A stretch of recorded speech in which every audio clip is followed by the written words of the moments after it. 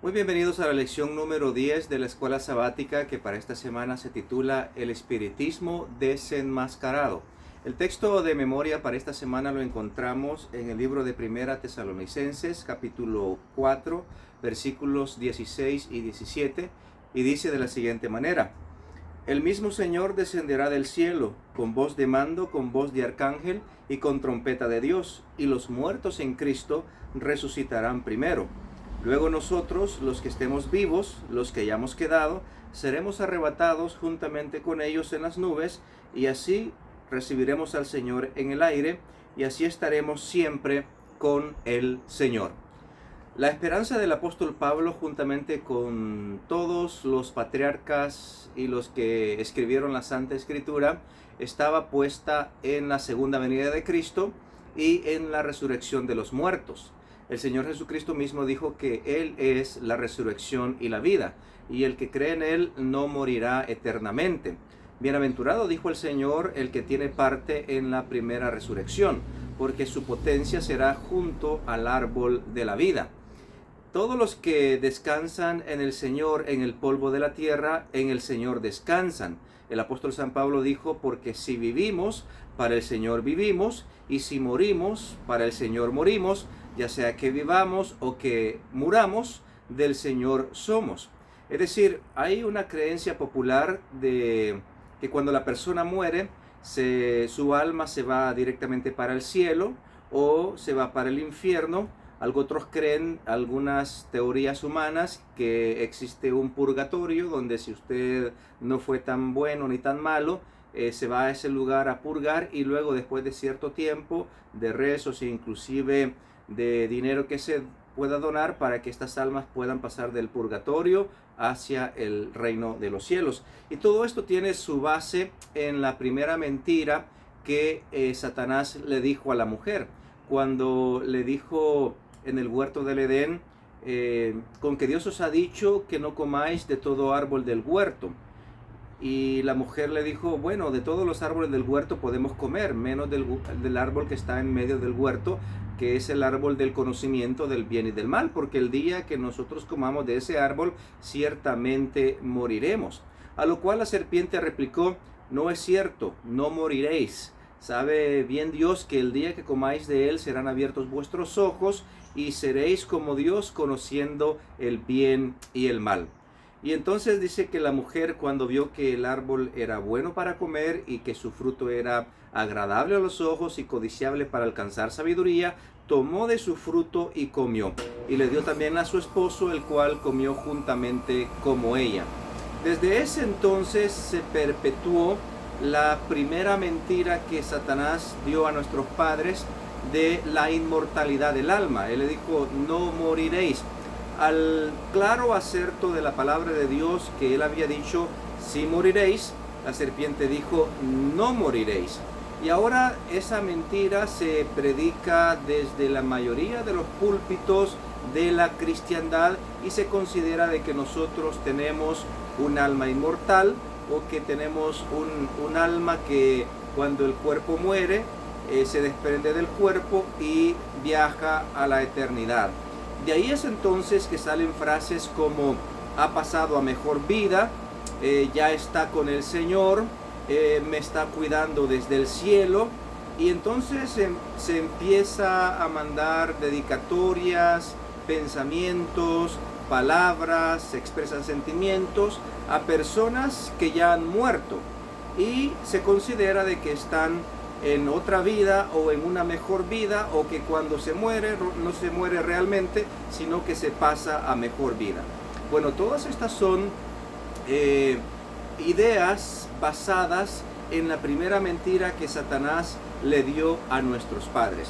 Y es aquí donde viene la importancia de escudriñar diligentemente la palabra de Dios, porque la Escritura es clara cuando dice: el alma que pecare, esa morirá.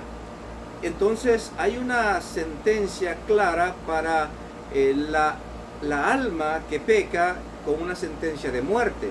La Escritura dice que la paga del pecado es muerte, mas la dádiva de Dios es vida eterna en Cristo Jesús. Pero a lo que la palabra de Dios dice: el alma que pecare, esa morirá, y a lo que la palabra de Dios dice, la paga del pecado es muerte, se perpetúa una mentira, un engaño que dice el alma que pecare, dice el enemigo, esa no morirá, sino que pasa a una mejor vida. O que la paga del pecado no es muerte. Bueno, sí es muerte del cuerpo, pero que el alma sigue viviendo. Es decir, la muerte no es realmente muerte, sino que es pasar a una vida en otra dimensión, en otra esfera. Y esto conduce o pone la base del espiritismo. Y es por eso de que la lección de esta semana está basada en el espiritismo desenmascarado, es decir, todas estas ideologías, todas estas mentiras que se creen tradicionalmente basados en esta primera mentira, se desenmascaran en la palabra de Dios. Las consecuencias mortales del espiritismo, la lección del día domingo. El Señor condenó bajo pena de muerte a todas aquellas personas de su pueblo que consultaran a los muertos. Y lo puso bien en claro en su palabra. En el Antiguo Testamento, toda persona que llegara a consultar a medium o a espiritista o a agorero era castigado con la pena de muerte. Es decir, el Señor puso una restricción bien clara para que su pueblo no cayera en el engaño del espiritismo. Y es ahí donde se conoce la historia del rey Saúl, por ejemplo, cuando Samuel ya había muerto y él dice que Dios no le contestaba, él estaba en aprietos porque los filisteos los estaban atacando y Dios no le contestaba ni por sueño, ni por profeta, ni por medio del sacerdote. Los sacerdotes tenían en su vestidura sacerdotal, el sumo sacerdote, un pectoral, y en el pectoral unas piedras que se le llamaban el Urim y el Tumim, una a la derecha y otra a la izquierda. Y cuando el monarca de Israel consultaba a Dios por medio del sacerdote, se encendía la piedra del lado derecho del sacerdote para una respuesta positiva, y se encendía la piedra del lado izquierdo para una respuesta negativa. Pero entonces en estas circunstancias Dios no le había contestado ni por profeta, ni por sueño, ni por sacerdote, porque bueno, el rey se había empecinado en ir en contra de la voluntad de Dios, había perseguido durante mucho tiempo al ungido de Dios, había gastado su tiempo y sus recursos en ir en contra de la voluntad de Dios, y se había depravado totalmente y castigó a muchos sacerdotes con la pena de muerte, porque en una ocasión ellos le dieron pan de la proposición a David juntamente con sus compañeros que andaban huyendo del rey Saúl. Y todas estas circunstancias pues mantuvieron a Dios alejado de una respuesta inmediata a Saúl, pero todavía Saúl no había cometido el pecado de la prevaricación, es decir, no había pasado los límites. Todavía él podía con arrepentimiento sincero y con un corazón humilde regresar a Dios. Pero cuando se fue a Endor a consultar a esta pitonisa, ahí dice el Espíritu Profecía que cruzó los límites de la paciencia y de la misericordia de Dios y se abandonó totalmente al pecado, a la maldad, a la prevaricación, a la idolatría, y él fue a consultar a una bruja, a una que había hecho un pacto con Satanás. Y es entonces que cuando él le pidió que consultara a un muerto, la bruja le dijo que la estaba poniendo en aprietos porque el rey Saúl había mandado a extirpar la idolatría en los tiempos en los cuales el rey Saúl era fiel a Dios y a su palabra. Y entonces él le juró por Jehová de que nada malo le iba a pasar, solamente que le hiciera venir a quien él le pidiera. Y entonces ella le preguntó que a quién habría de hacerle venir, y él le dijo que le hiciera venir al espíritu de Samuel. Y cuando ella hizo su invocación, sus conjuros, pegó un grito y alarmada le dijo: ¿por qué me has engañado? Nótese que los que practican la mentira se ofenden cuando se les engaña. Y entonces le dijo: ¿qué has visto? Dime a quién has visto. Y a lo cual la mujer respondió: bueno, he visto espíritus, dioses que suben de la tierra, un hombre con un manto blanco, y ha venido a mí. Y entonces Saúl entendió, dice la palabra, que era Samuel y empezó a haber un diálogo entre el espíritu de Samuel, supuestamente por medio de la medium o la pitonisa, y el espíritu hablaba con la pitonisa le transmitía el mensaje a Saúl, y es de esta manera como se le dictó sentencia de muerte en esta reunión diabólica que el rey Saúl tuvo con esta pitonisa de Endor, invocando al espíritu de Pitón, es decir, el que estaba en ese lugar no era el profeta de Dios, sino que era el mismo Satanás o sus servidores, los ángeles malévolos que están al servicio de Satanás. Y es así como muchas personas caen en la curiosidad y caen en el pecado de consultar a los médiums, a los espiritistas, a los agoreros, a los astrólogos, a los que adivinan, a los que tiran las cartas, a muchas personas que se dedican a la adivinación por medio del culto de los muertos, por medio de aquellas personas que consultan los espíritus de los muertos. Y todo esto es basado en que el alma no muere, en que el alma es inmortal, en que hay un espíritu eterno. Bueno, aquí nosotros vemos la forma como el enemigo trabaja, ¿no? Porque cuando el aparente espíritu de Samuel empezó a decirle ciertas cosas que Saúl había hecho y que le había pasado, él le dijo: si Jehová te ha abandonado, ¿por qué vienes a mí? El día de mañana tú estarás juntamente con toda tu casa, te reunirás conmigo. Y precisamente le pronosticó algo que iba a suceder y de esa manera sucedió así como el espíritu le había dicho. Hay muchas personas que se cautivan y dicen: bueno, si no era el espíritu de Samuel, entonces ¿cómo tuvo la capacidad de decirle cosas que eran ciertas?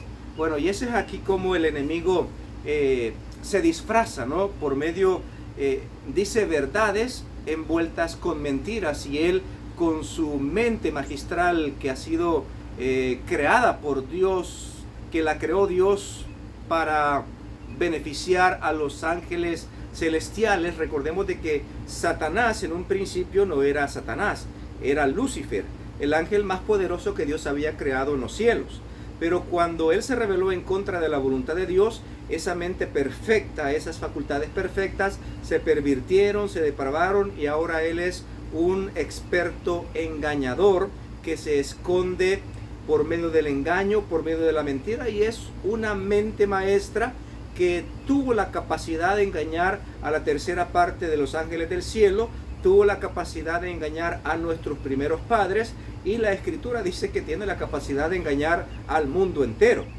Y solamente por medio de la palabra de Dios, por medio del testimonio de la Escritura, por medio de nuestro Señor Jesucristo, por medio de su Santo Espíritu, por medio de su santa ley, por medio de la revelación de nuestro Padre Celestial, es que nosotros podemos descubrir las mentiras de Satanás, las mentiras del espiritismo, por medio de la santa revelación de la palabra de Dios. La Escritura dice: santifícalos en tu verdad, tu palabra es verdad. Y es ahí de donde el enemigo tiene una capacidad enorme de esa mente magistral de tener en cuenta todas las cosas que los seres humanos hemos hecho durante toda nuestra vida.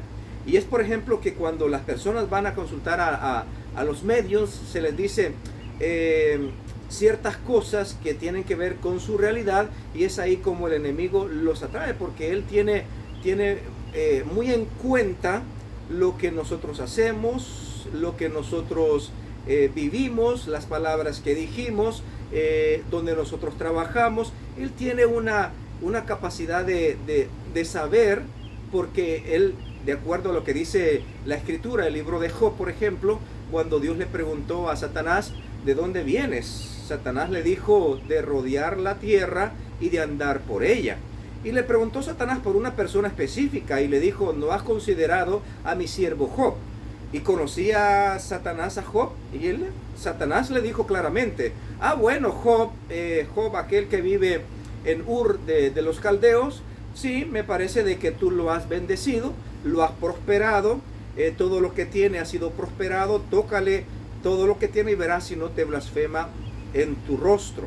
Y Dios le dio permiso que tocara todo lo que Job tenía. Y entonces Satanás salió de la presencia de Dios y se fue directamente donde Job. Y en un solo día Job perdió todas las cosas que Dios le había dado, y todo por las insinuaciones y las acusaciones de Satanás. Pero lo que quiero enfatizar con esto es de que Satanás tiene la capacidad de conocer a cada persona que vive en este mundo, y él sabe los detalles de la vida de cada persona. Job sabía quién era Job, que cuánto de prosperidad tenía Job, porque se fue a atacar las posesiones de Job, los camellos, el ganado, las vacas, donde estaban los hijos de Job. Vino un viento y entonces cayó el techo sobre los hijos de Job, destruyó todo lo que Job tenía en un solo día porque Dios se lo permitió.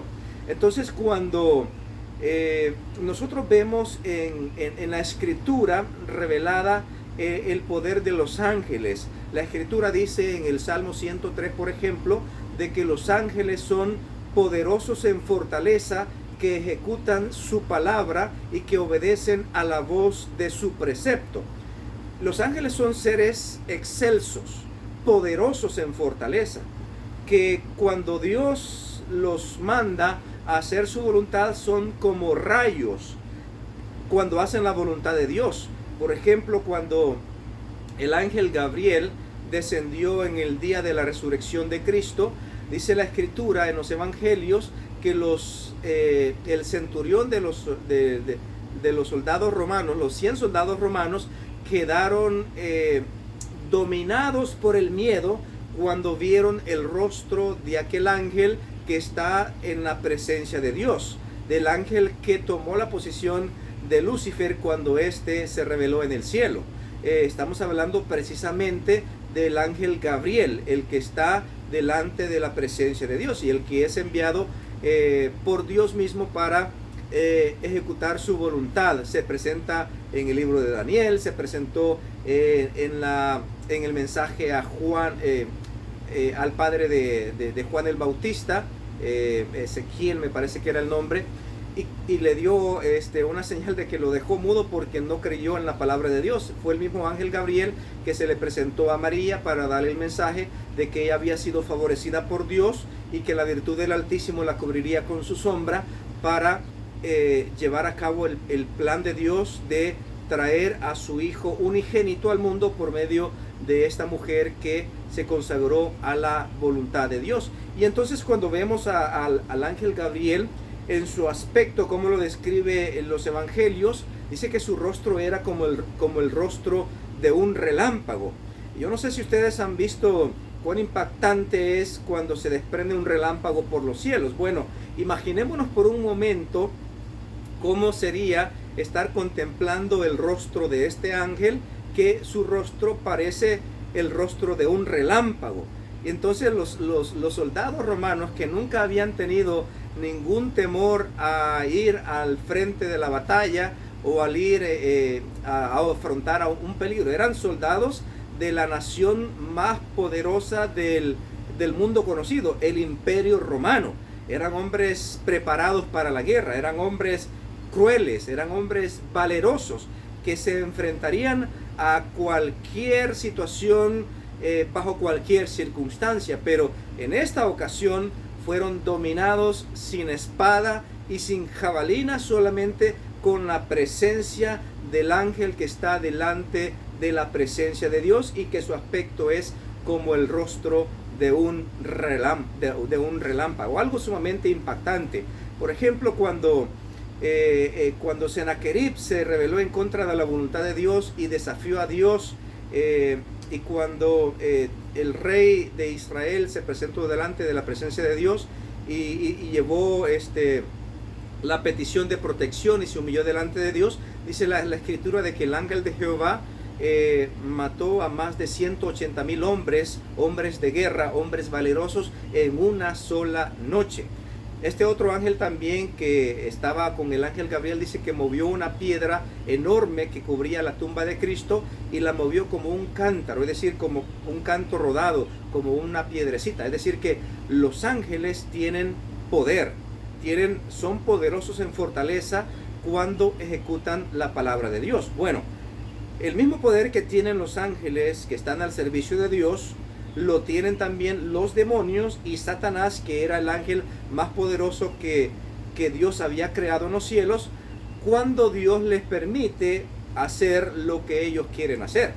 Por ejemplo, cuando había en Gadara los demonios que se habían apoderado de los endemoniados de Gadara, cuando Jesús los confrontó, Él les preguntó por su nombre y uno de ellos respondió y le dijo, legión, porque somos muchos. Bueno, la escritura dice, el contexto histórico aclara que las legiones romanas consistían de aproximadamente 5,000 soldados romanos. Entonces se podría considerar de que las legiones que habían posesionado a los endemoniados de Gadara eran aproximadamente 5,000 demonios. Dice que estos hombres rompían cadenas, se rasgaban sus cuerpos, dejaban salir saliva por la boca, su mirada estaba totalmente perdida, aullaban y afrontaban a todas aquellas personas que se paseaban por delante de ellos. Su habitación era en los sepulcros, en los cementerios, y cuando Jesús confrontó a los demonios, les ordenó que salieran de estos hombres y ellos le pidieron permiso al Hijo de Dios para que se posaran en los cerdos. Y cuando Jesús, Dios, el Hijo de Dios, les dio permiso, dice que desbarrancaron a los cerdos por un precipicio, y entonces los que estaban apacentando a los cerdos le pidieron a Jesús, juntamente con los dueños de los cerdos, que se retirara de ese lugar porque ellos temieron por la gran pérdida económica que habían tenido. Bueno, el Espíritu de Profecía menciona en el libro El Deseado de Todas las Gentes que cuando el Señor permitió por cierto tiempo que estos demonios ejercieran su poder sobre estos hombres de delante de su presencia, y luego les permitió que se posaran en los cerdos y ellos los desbarrancaron, les dio a entender una gran lección a sus discípulos de los enemigos a los cuales ellos tendrían que afrontar después de la partida de Cristo.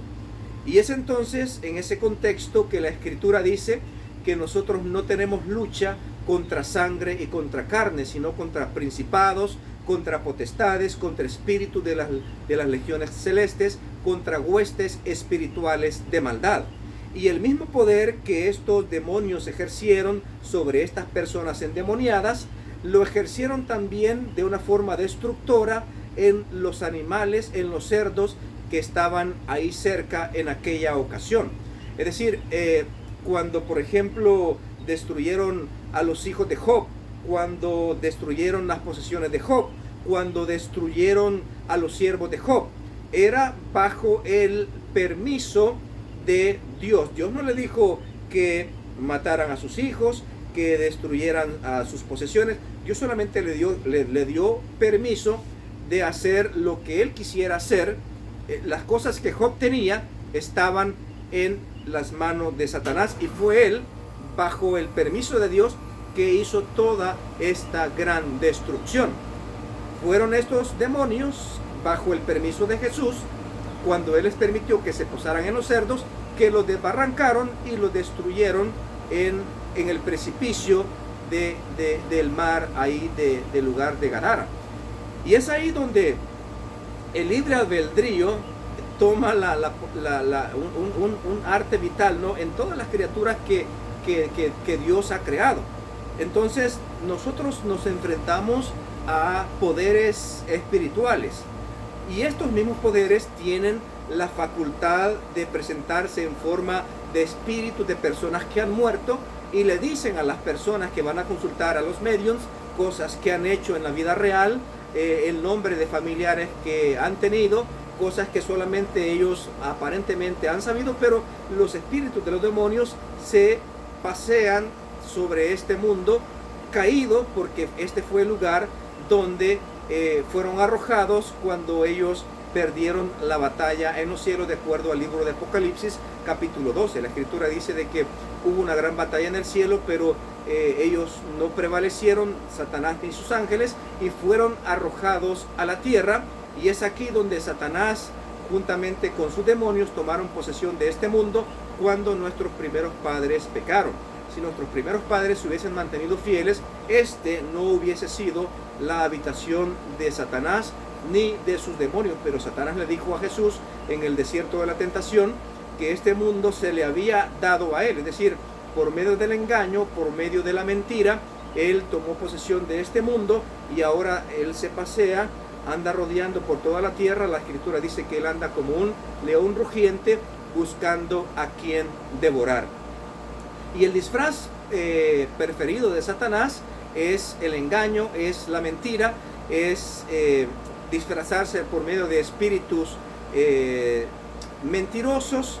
La escritura dice, por ejemplo, que si nosotros se nos presenta un ángel con otro evangelio, sea anatema, es decir, que nosotros no debemos de creer a todo espíritu, sino que debemos de probar los espíritus a ver si son de Dios, porque hay muchos malos espíritus que han descendido a este mundo y no todos los espíritus son de Dios. Hay muchos espíritus.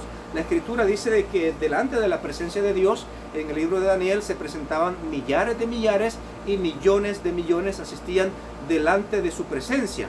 Y es así como la tercera parte de esos millares de millares y millones de millones se pusieron al servicio de Satanás, y ahora son las huestes demoníacas que están al servicio del mal y están prestos para engañar, prestos para tentar, prestos para seducir, prestos para empujar a las personas al precipicio del pecado, de la maldad y de la destrucción. Y es por eso de que nosotros no estamos seguros ni una sola hora, ni un solo segundo, porque Satanás anda como león rugiente buscando a quien devorar. Debemos nosotros diligentemente prestar cuidado a las amonestaciones de la palabra de Dios, y tenemos muchos ejemplos de cómo el enemigo actúa a través del disfraz del engaño y por medio del espiritismo de esta mentira que dice no morirás. Es ahí donde la resurrección tiene una parte importante en la esperanza de toda aquella persona que descansa en el sepulcro de la muerte. La escritura dice, no quiero que os entristezcáis, hablando de los que han perdido a seres queridos, como los otros que no tienen esperanza, porque sabemos que el Señor mismo, con voz de mando, con voz de arcángel y con trompeta de Dios, descenderá del cielo, y los muertos en Cristo resucitarán primero. Luego nosotros, los que vivimos, los que hayamos quedado, seremos arrebatados juntamente con ellos en las nubes para recibir al Señor en el aire, y así estaremos siempre con el Señor. La escritura dice, para mí el vivir es Cristo y el morir es ganancia, porque si morimos en Cristo, cuando Cristo venga seremos resucitados para vida eterna.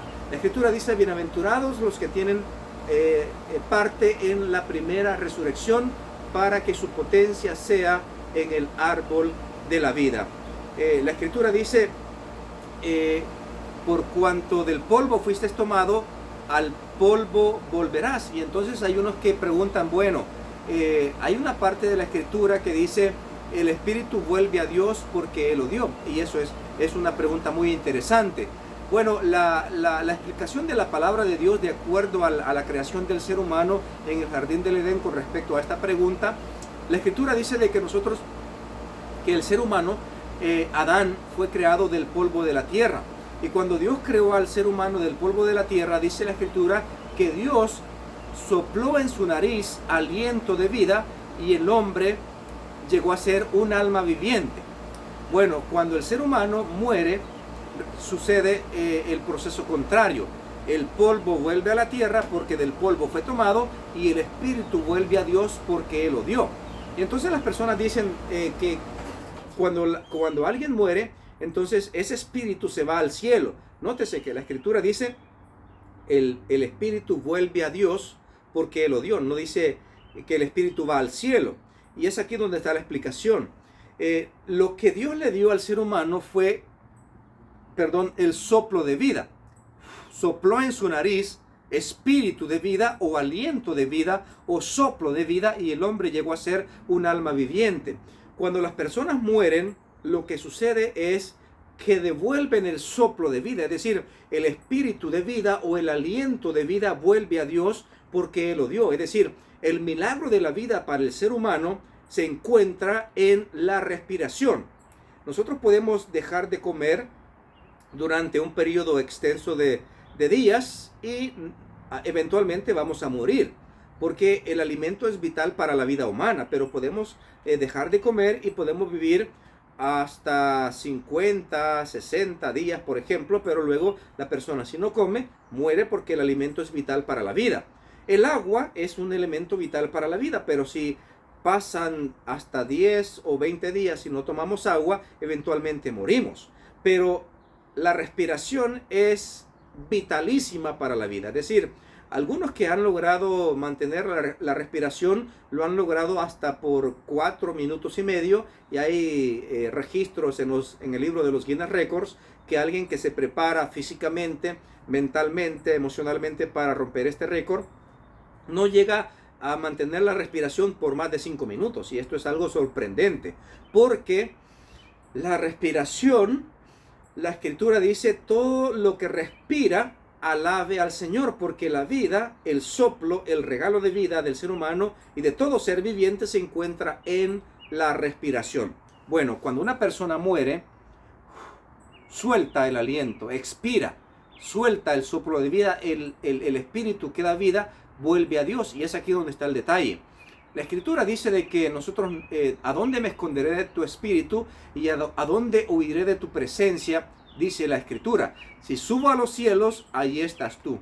Si bajo a lo profundo de la tierra, allí estás tú. Si tomare las alas del águila y me pasare al otro lado del mar, ahí aún me guiará tu diestra, dice la palabra de Dios. Si me fuera al oriente o al occidente, ahí me guiará tu mano. Ahí está tu Santo Espíritu.